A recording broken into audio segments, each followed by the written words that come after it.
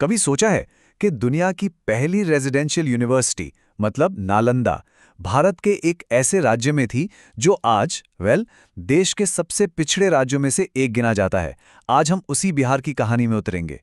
एक ऐसा सफर जो हमें ज्ञान के शिखर से लेकर आज के संघर्षों तक ले जाएगा।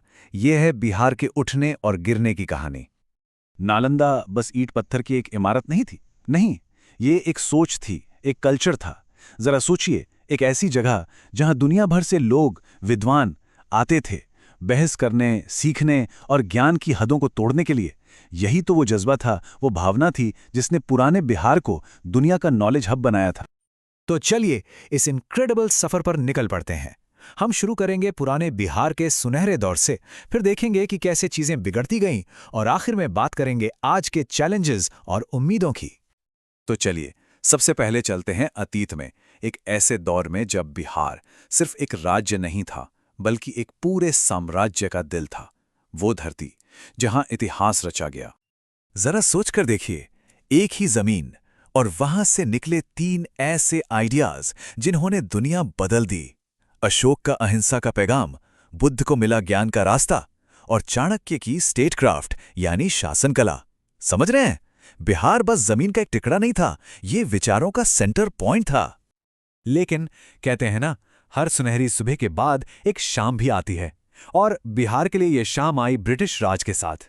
एक ऐसा दौर जिसने इसकी किस्मत को हमेशा के लिए बदल कर रख दिया। अंग्रेजों ने एक सिस्टम बनाया, जमींदारी सिस्टम, और इसने किसानों को अपनी ही जमीन पर बेसिकली गुलाम बना दिया। होता क्या था कि जमींदार, जो अक्सर अंग्रेजों के वफादार होते थे, किसानों से इतना ज्यादा लगान वसूलते थे, इतना ज्यादा कि उनके पास अपने परिवार का पेट भरने तक के लिए कुछ नहीं बचता था। हिसाब बड़ा सीधा था, मेहनत किसान की और सारी मलाई जमींदार की। सोचिए, जो जमीनें पीढ़ियों से उनकी अपनी थीं, वो अब उनके लिए कमाई का जरिया नहीं बल्कि एक बोझ बन गई थी। ये सिर्फ कोई इकोनॉमिक पॉलिसी नहीं थी, नहीं, ये एक ह्यूमन ट्रेजेडी थी। एक किसान का दर्द इन शब्दों में समझिए, मेरे पास जमीन तो थी पर पेट भर रोटी कभी नसीब नहीं हुई। कर चुकाते चुकाते सब कुछ चला गया।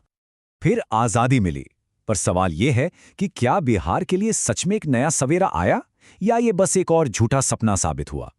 आजादी के बाद की पॉलिटिक्स, वादों और टूटे हुए सपनों की एक बड़ी उलझी हुई कहानी है। आजादी के बाद हुआ ये कि बिहार जाति की राजनीति और करप्शन के दलदल में ऐसा फंसा कि विकास की बड़ी बड़ी बातें बस कागजों पर ही रह गईं। जो पैसा, जो रिसोर्सेज आम आदमी तक पहुंचने चाहिए थे, वो कुछ ही लोगों की जेब में जाते रहे।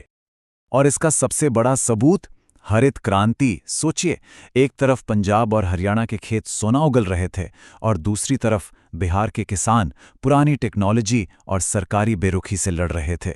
ऐसा लगा जैसे विकास की वो ट्रेन बिहार के स्टेशन पर रुकी ही नहीं, सीधे निकल गई। लगता है जैसे पॉलिटिकल मुश्किलें कम थीं कि बिहार को एक और गहरा जख्म लगना बाकी था। एक ऐसा जख्म जिसने इस राज्य से उसके सबसे कीमती संसाधन ही छीन लिए। साल था 2000। ये वो साल था जिसने बिहार का नक्शा और भविष्य दोनों ही बदल दिए। जब साल 2000 में झारखंड बना तो ये सिर्फ एक ज्योग्राफिकल डिवीजन नहीं था, ये एक इकोनॉमिक चीरफाड़ थी।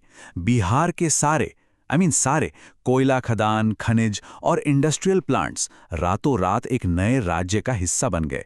और बिहार के पास रह गई सिर्फ खेती और एक बहुत ही अनसर्टेन फ्यूचर। तो इस सब का बोझ आज कौन उठा रहा है? जवाब है आज का युवा। उनकी कहानी बन गई है माइग्रेशन की, कॉम्प्रोमाइज की। एक अच्छी पढ़ाई के लिए, एक अच्छी नौकरी के लिए उन्हें अपना घर, अपनी जमीन, सब कुछ पीछे छोड़ना पड़ता है। यह आवाज सिर्फ एक स्टूडेंट की नहीं है, नहीं, ये बिहार के हर उस गांव की आवाज है जहां कोई नौजवान दिए की रोशनी में पढ़ रहा है, एक ऐसे फ्यूचर का सपना देख रहा है जो अक्सर उसकी पहुंच से बहुत दूर लगता है। लेकिन ये कहानी सिर्फ गिरावट और निराशा की नहीं है। नहीं, ये कहानी है उस जज्बे की जो टूटा नहीं है, उस हौसले की जो आज भी एक नई सुबह के लिए लड़ रहा है। क्योंकि बिहार की कहानी आपको सिर्फ खंडरों या डेटा में नहीं मिलेगी।